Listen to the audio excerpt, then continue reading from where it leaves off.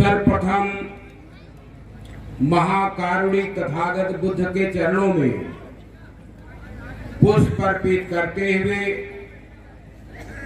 भारतीय संविधान निर्माता बाबा साहब डॉक्टर बी आर अम्बेडकर के चरणों में पुष्प अर्पित करते हुए सामाजिक क्रांति के अग्रदूत महात्मा ज्योतिराव फूले, आरक्षण के जनक छत्रपति साहू जी महाराज, गुरु नारायण ए.वी. रामास्वामी नायकर पेरियर, साथ ही साथ उन महान संत गुरुओं के चरणों में जिन्होंने समय समय पर सामाजिक संघर्ष के लिए प्रयास किया, चाहे वो महान संत गाडगे जी हों, संत सिमर रविदास जी हों, कबीर साहब हो या और भी जितने महान गुरुओं ने सामाजिक संघर्ष के लिए प्रयास किया, हम उनके भी चरणों में पुष्प अर्पित करते हुए साथ ही साथ इस सदी के महानायक करोड़ों बेजुबान लोगों के जुबान जिन्होंने राजनीति में दबे कुचले समाज को एक नई दिशा देने का काम किया,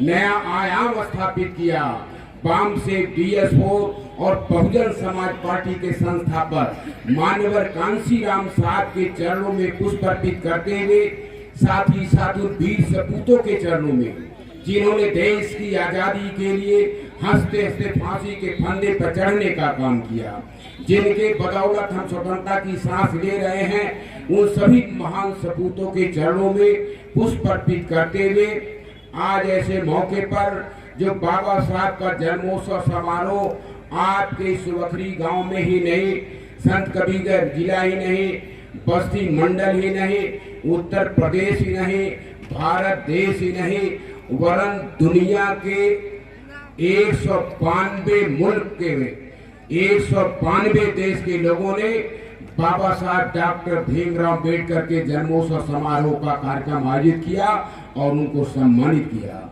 आज हमें खुशी है कि आज विश्व रत्न बाबा साहब को विश्व रत्न की उपाधि देने के लिए प्रस्ताव आया है। जो आप दूसरे मुल्कों से आज आपको सोचना चाहिए कि जरूर कोई न कोई कारण होगा कि आज बाबा साहब डॉक्टर बी आर अम्बेडकर को दुनिया के तमाम मुल्कों के लोग आज उन्हें सम्मानित कर रहे हैं। इसलिए आज ऐसे मौके पर हम ज्यादा वक्त न लेकर के हम चंद बातें ही आपके बीच में कहना चाहेंगे, क्योंकि कोई मैं नहीं हूँ। आप लोगों ने बहुत सम्मान दिया है, इस दंडका विधानसभा के लोगों ने यहाँ हमें आपने विधायक भी बनाया, 93 में सपा बसपा ऐलान 96 विधायक बनाया, 97 मिनिस्टर बनने का मौका मिला बहन माता जी के शासन में, और आपके ताकतवर मेंबर ऑफ पार्लियामेंट के रूप में बस्ती से सांसद हुआ, बिहार प्रदेश से लेकर के झारखंड से लेकर ये दिल्ली से लेकर पंजाब, कोई ऐसा राज्य नहीं बचा है और प्रदेश का कोई ऐसा कोना नहीं बचा है जहां संगठन में लालमणि प्रसाद ने काम न किया हो। आपका स्नेह और प्यार मोहब्बत हमारे साथ है, आप हमें ऊर्जा देने का काम, ताकत देने का काम कर रहे हैं और स्वाभाविक है आज दिनों प्रतिदिन जिस तरह से आज मैं उन नौजवानों को बधाई देना चाहता हूं कि इस साल जिस तरह से गांव-गांव से हमारे नौजवानों ने रैली निकाल करके एहसास कराया कि हम भीम के दीवाने हैं और जय भीम के नारे पर हम बहुत कुछ कर सकते हैं, हमारी आन बान शान है बाबा साहब डॉक्टर भीमराव अम्बेडकर। इसलिए मैं आपका आह्वान करना चाहता हूं कि आज हमारे बीच में माननीय राजकुमार यादव जी जो कोई पहचान के मोहताज नहीं है, आज इनका नाम भारत देश के कोने कोने में है। ये सामाजिक परिवर्तन, आर्थिक मुक्ति आंदोलन की विचारधारा को लेकर के, दबे कुचले समाज की आवाज को लेकर के आज लोगों के बीच में जाते हैं। आज आज हमारे बीच में काशीनाथ यादव जी का जितना नाम था उसी तरह से आज माननीय राजकुमार जी का नाम है। हम अपने इस कार्यक्रम में जो आयोजित लोग हैं, आयोजक गण हैं, हम उनके तरफ से, अपने तरफ से माननीय राजकुमार जी का और उनके कलाकार साथी, उनके साथ जो साथी हैं सहयोगियों का अपने तरफ से स्वागत करते हुए मैं आपका आह्वान करते हुए कुछ बात कह करके बात समाप्त कर रहा हूँ, क्योंकि हमें सुनना उनको है। हमने तमाम महापुरुषों का नाम लिया, क्या कारण है? दुनिया में जो भी इंसान पैदा हुआ, बच्चे शोर न करें, वॉलंटियर लोग देखें, जो लोग खड़े हैं बाहर हैं पीछे बैठे उनको आगे बैठा दे, जो खड़े हैं बाकी स्थान ले लें, क्योंकि रात भर कार्यक्रम चलेगा तो आप कब तक खड़े रहेंगे, स्थान ले लें। दुनिया में जो भी इंसान पैदा हुआ है उसको एक न एक दिन जाना होगा। फिर सुन लीजिए, दुनिया में जो भी इंसान पैदा हुआ है उसको एक न एक दिन जाना होगा, या आने वाले दिनों में जो पैदा होगा उसको भी एक न एक दिन जाना होगा। अपने जीवन काल में इंसान देश के लिए, समाज के लिए जो कुछ कर जाता है वही यादगार बन करके रह जाता है। हमने तमाम पुरुषों का नाम लिया, उन लोगों ने देश और समाज के लिए किया है। बाबा साहब के व्यक्तित्व और कृतित्व पर तमाम हमारे साथियों ने डाला है, प्रकाश डाला है। इसलिए मैं आपसे कहना चाहता हूँ, अतीत के इतिहास का मूल्यांकन करते हुए आज के परिवेश में समाज को कहाँ जाना चाहिए, हमें बहस इस पर चलाना होगा। हमने आजादी के 75 साल के बाद और संविधान लागू होने के 72 साल के बाद हमने क्या पाया, क्या खोया, क्या अभी हमें प्राप्त करना है, इस पर बहस चलाना होगा। और मैं बहुजन समाज के लोगों का आह्वान करना चाहता हूँ, जिस कौम के लोगों को अपने इतिहास की जानकारी नहीं रहती है, पुराने इतिहास की जानकारी नहीं रहती है, वो नया इतिहास नहीं बना सकते हैं। नया इतिहास बनाने के लिए आपको अपने इतिहास की जानकारी रखना बहुत जरूरी है। इसीलिए मैं आपका आह्वान करना चाहता हूँ, नौजवानों, आपको वैचारिक क्रांति, दो विचारधाराओं की लड़ाई, जहाँ आर्य संस्कृति, द्रविड़ संस्कृति की विचारधारा आज के परिवेश में अम्बेडकरवादी विचारधारा और गांधीवादी विचारधारा, जितने भी राजनीतिक दल के लोग हैं वो तमाम लोग यथास्थिति जिस तरह से व्यवस्था है वो उसी तरह से चाहते हैं। केवल वाहिद हम लोग हैं जो बहुजन समाज के लोग हैं, इस देश में जो है परिवर्तन चाहते हैं। अम्बेडकरवादी विचारधारा जो परिवर्तन करना चाहती है, जिसको मानवर कांशी राम जी ने बताया, और बाबा साहब ने सब कुछ अधिकार दिया। धन्य है बाबा साहब डॉक्टर बी आर अम्बेडकर। संविधान, आप सोचो, 26 जनवरी 1950 को गणतंत्र दिवस के शुभ अवसर पर बाबा साहब जब संविधान सौंप रहे थे, पंडित नेहरू जी और डॉक्टर राजेंद्र प्रसाद जी जो राष्ट्रपति थे और प्रधानमंत्री पंडित जी के हाथ में सौंपते वक्त तो बाबा साहब मुस्कुरा रहे थे। बाबा साहब मुस्कुरा रहे थे। पंडित जी बाबा साहब आप मुस्कुरा रहे, क्या कारण है? जीवन में पहली बार मुस्कुरा रहे। बाबा साहब डॉक्टर बी आर अम्बेडकर ने कहा, हाँ मैं मुस्कुरा रहा हूँ कि आज हमने राजनीति में सबको बराबरी का दर्जा दे करके आधी जंग जीत लिया, आधी लड़ाई जीत लिया, इसलिए हम मुस्कुरा रहे हैं, इसलिए मुस्कुरा रहे हैं, इसलिए मुस्कुरा रहे हैं। और आधी लड़ाई हमारी बाकी है, सामाजिक परिवर्तन, आर्थिक मुक्ति आंदोलन। हम उस पर चर्चा नहीं कर सकते क्योंकि टाइम नहीं आता है। और 3-3, 4-4 घंटा कैडर दे करके जब हम लोग समाज को तैयार किए तो नया समाज, बहुजन समाज तैयार हो गया। हम लोग 4-4, 6-6 महीना घर नहीं जाते थे, तब ये हमारी बात बनी है। आवाज में ऐसे मौके पर कहना चाहता हूँ कि यार आधी जंग तो पंडित जवाहरलाल नेहरू जी ने कहा, पूरी व्याख्या कीजिए। कहा कि पहले राजा रानी के पेट से पैदा होता था, एक एक रानियां, कई रानियां, कई राजा पैदा करने का काम करती थी। बाबा साहब डॉक्टर भीमराव अम्बेडकर ने कहा, अब राजतंत्र का खात्मा हो गया है, अब कोई रानी राजा के पेट से पैदा नहीं होगा। या अब जो है नेतृत्व करने वाला, अगुवाई करने वाला कहाँ पैदा होगा? बैलेट बॉक्स में पैदा होगा। पहले आप मुहर लगा करके बक्स में वोट डालते थे, अब तो इलेक्ट्रॉनिक मशीन आ गई है। इसलिए हमें बाबा साहब ने जब संविधान सौंपा, आप सोचो उस समय संविधान सौंपते वक्त ही जितने पुराने कानून थे सब जो है शून्य कर दिया। बाबा साहब ने कहीं खूनी संघर्ष नहीं किया, बाबा साहब ने खून नहीं बहाया, कोई भी कोई खून खराबा नहीं हुआ। लेकिन धन्य है बाबा साहब। आप सोचो, सोच लो, आपको जमीन पर थूकने का अधिकार नहीं था। सूरज निकलने से अस्त होने के बीच में केवल दोपहर में आनी, क्योंकि परछाई पड़ने पर भी लोगों का धर्म नाश हो जाता है। अरे बहुजन समाज के लोगों, तुम्हें देश के हुक्मरान थे, ये धन धरती राजपाट तुम्हारा था, ये देश तुम्हारा है, लेकिन चालाक लोगों ने धन धरती छीन लिया, गुलाम बता दिया, लाचार बेबस और मजलूम बना दिया। क्या तुम्हें अपने इतिहास को, 5000 साल के इतिहास को दिमाग में नहीं रखना चाहिए? ये ध्यान रखो, यदि आप अपने पुराने इतिहास को दिमाग में रखोगे तो आप बहक नहीं सकते हो। आज जो बहकाने का काम किया जा रहा है उसे आपको सजग रहना होगा। और आपको 2 वोटों के अधिकार, हमारे वो साथी जो है आरक्षण बचाओ संघर्ष समिति के साथी अपनी बात को बोल रहे थे, लेकिन जब हमारे बीच में माननीय राजकुमार यादव जी जो यहाँ पर बैठे हैं, तो मैं ये 2 बिंदुओं की तरफ आकर्षित करके 2 मिनट में हम अपनी बात को समाप्त करना चाहेंगे, क्योंकि बातें तो बहुत कुछ करना है, पीड़ा ज्यादा है, इसलिए लेकिन फिर भी मौका मिलेगा हम तो फिर बीच में आपके बीच में रातों दिन कार्यक्रम चल रहा है। अम्बेडकर जयंती पूरा महीना भी है, मई में भी है, कोई दिन ऐसा नहीं जिस दिन 3-3, 4-4 कार्यक्रम न लगे हों। तो जो बाबा साहब के संविधान सौंपते और जो संविधान सभा के प्रारूप पर बात हो रहा था, हम गोलमेज कॉन्फ्रेंस की बात वो नहीं कर पा रहे हैं। बाबा साहब ने कुछ भी कुर्बानी दिया, हमारे कनौजिया जो मास्टर साहब को नौजवान साथी उन्होंने अपनी बात को रखा है। इस चीज को जानना बहुत जरूरी, हमारे लोग बड़े भूल जाते हैं। आप सोचो कि संविधान सभा के जब प्रारूप पर बहस हो रही थी तो चालाक लोगों ने इस बात को क्या कहा, ये गंवार जाहिल जपाट लोग क्या जानेंगे वोट की कीमत। अरे कुछ तो धन धरती होना चाहिए। किसी ने कहा 50 बीघा, किसी ने कहा 100 बीघा, किसी ने कहा नहीं 200 बीघा वाले वोट डालेंगे। मैं पूछना चाहता हूँ है उपस्थित भाइयों, यहाँ पर सभी लोग इस क्षेत्र के जवार के लोग हैं, सारे समाज के लोग बैठे हैं, ये 200 बीघा वाला कानून बन गया होता तो क्या होता? जिनके पास तमाम लोग ऐसे बैठे हैं यहाँ पर जिनके पास 200 बीघा जमीन है।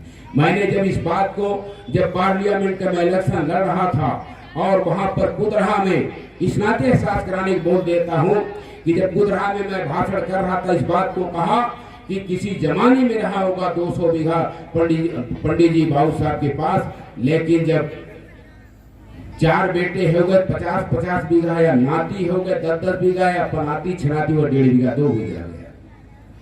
बोलो भाई, यदि यह कानून 200 बीघा वाला लागू होता, ये तमाम लोग जो हमारे यादव कुर्मी कहां लोहार बढ़ई लेके जो अन्य जो माइनॉरिटी के लोग और ब्राह्मण ठाकुर भी वोट डालने नहीं पाते, क्योंकि न 200 बीघा रहता वोट डालने पाते।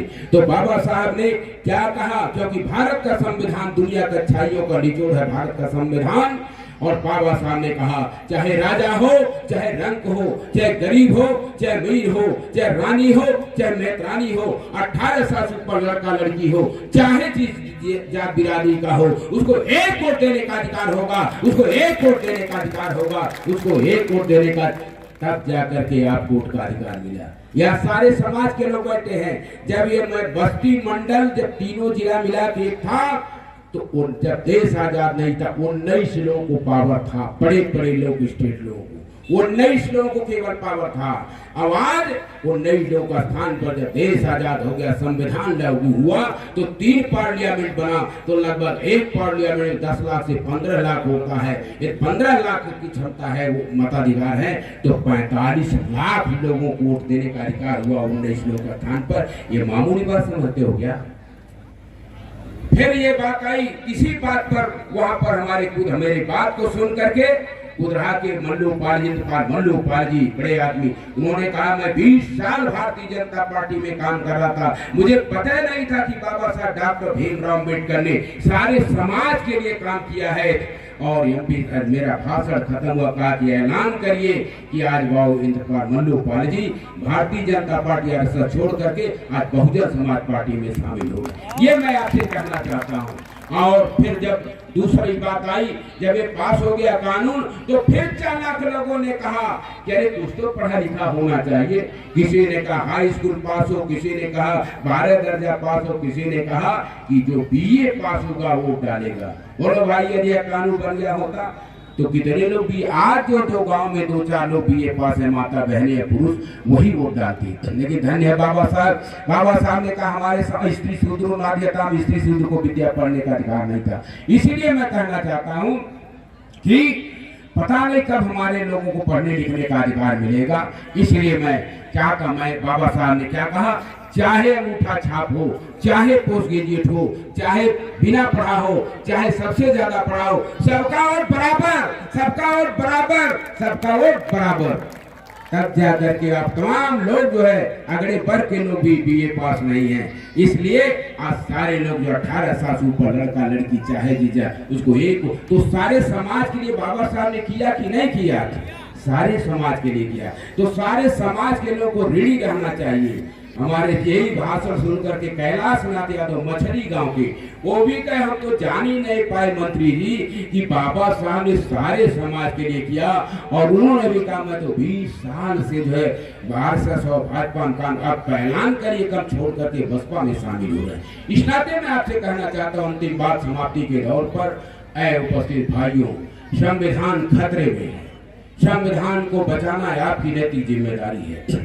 चालाक लोग भाई देश के प्रधानमंत्री, हमारे देश के प्रधानमंत्री जब विदेश में जाते हैं तो कहते हैं कि भगवान बुद्ध की धरती से आए हैं, बुद्ध की मूर्ति दिखलाते हैं। बोलो भाई, भगवान बुद्ध की मूर्ति दिखलाते हैं और कहते हैं तो बाबा साहब के संविधान को आप साथ करें, बाबा साहब के संविधान को मानते, बाबा साहब के संविधान के बताए रास्ते पर चल रहे। हमारे प्रदेश के मुख्यमंत्री कहते हैं कि हम बाबा साहब के संविधान को मानते हैं। मैं सवाल करना चाहता हूं, जो गलतियां कांग्रेस पार्टी ने किया, क्या सच्चर कमेटी की रिपोर्ट जो है आई तो दलितों से बदतर इस देश के आरक्षकों की स्थिति रही। प्रमोशन में आरक्षण कांग्रेस पार्टी ने नहीं दिया, जबकि 55 साल जो है कांग्रेस के हाथ में शासन रहा। मैं प्रधानमंत्री जी आपसे ये उपस्थित जन समूह सुबखरी के मैदान में जो यहाँ पर आए हैं कार्यक्रम में, ये आपसे आह्वान करना चाहते हैं, आपसे सवाल करना चाहते हैं कि आप संविधान को मानते हैं, बाबा साहब को मानते हैं, तो संविधान में प्रदत्त अधिकार जो पिछड़ों का और अनुसूचित जातियों को कोटा क्यों नहीं पूरा कर दे रहे? क्यों हमें आप धोखा दे रहे हैं? यही सवाल है। कब लागू करेंगे पिछड़ों वर्ग का आरक्षण? तो मैं आपसे कहना चाहता हूं 27% आरक्षण पर 27% बोलो भाई आपको मिला, जबकि बीपी मंडल आयोग ने कहा कि आपको 52-54% जनसंख्या ज्यादा होना चाहिए, लेकिन 52-54 नहीं हुआ। कहा कि 21+2 अनुसूचित जाति जनजाति के लोग, 23% लोग अनुसूचित जाति जनजाति और 27% केवल मंडल आयोग सिफारिशों को लागू किया जाएगा। मैं इसने कहना चाहता हूं कि आपको भी कि क्या मिला है। जब माननीय शरद यादव जी ने सवाल किया था सदन में, तो वहां पर यह आया कि 4.9% आपका आरक्षण, यही पूर्वी कहार कुहानवार बड़े घर के वटमल्ला वगैरह जो पिछड़े वर्ग के लोग जिनकी संख्या 52-54% है, इनको केवल मिला 5% 72 साल में। और यदि आपको 27% नहीं 25% मान लो मंडल सिफारिशों लागू करने, 27 तो मिला ही है आपको, लेकिन मिला क्या है आपको 72 साल में संविधान लागू होने के बाद? मिला है आपको लगभग 5%। तो अब आपको 72 में 5 का गुणा करो भाई, 5 गुना समय लगेगा पूरा होने में, 25% लागू होने 5 गुना समय लगेगा। तो 72 में 5 का गुणा करो, 5 गुना 10, 5 सते 35 36। यहाँ यही पूर्वी कहार कुहानवार बड़े पिछड़े वर्ग के लोग आए हुए हैं। तो जब 360 साल माननीय यादव जी, बिहार सम्राट राजकुमार यादव जी, पहले ये ललकारिए न कि जब 360 साल आपका समाज जिंदा रहेगा तब में आपका कोटा पूरा होगा। इसलिए संविधान बचाना जरूरी है। और अनुसूचित जातियों का लगभग 8% है, 8×3 = 24, 3 गुना समय लगेगा।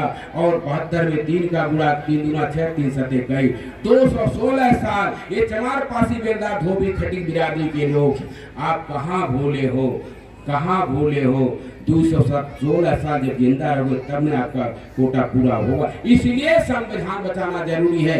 प्राइवेट सेक्टर में कहीं भी कोई आरक्षण नहीं है। इसलिए आज मैं आह्वान करना चाहता हूँ, अभी आज मेरी वार्ता एक जगह हो रही थी, बहुत दिनों के बाद भारतीय जनता पार्टी के नेता, इसको हम एहसास करा दें, मैं समाप्त कर रहा हूँ कि बात हुई, हमने कहा कि अमेरिका में वहां पर प्रबुद्ध वर्ग के लोगों ने, गोरे समाज के लोगों ने, आगे बढ़े हुए लोगों ने बैठक करके इस बात को निर्णय लिया कि जो काले लोग हमारे देश के हैं, इतनी बड़ी जनसंख्या में हैं और वो राष्ट्र की मुख्यधारा से अलग हैं, लेकिन पहल कौन किया? गोरे लोगों ने, जो आगे बढ़े थे, ताकतवर थे, मजबूत थे, उन लोगों ने निर्णय लिया कि वहाँ पर डाइवर्सिटी सिस्टम लागू किया। ये शासन और प्रशासन में और सरकारी और गैर सरकारी नौकरियों में भी डाइवर्सिटी प्रतिनिधित्व का भागीदारी दिया। अब आज काले लोग 2-2 बार राष्ट्रपति भी बने।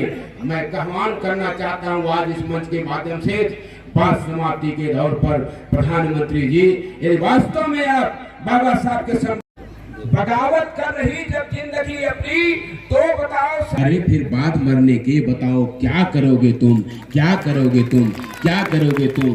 पुनः जो है आप सब लोग मेरे आभार व्यक्त करते हुए, कहना तो बहुत कुछ था, लेकिन मैं अभी फिर मौका मिलेगा दूसरे जगह।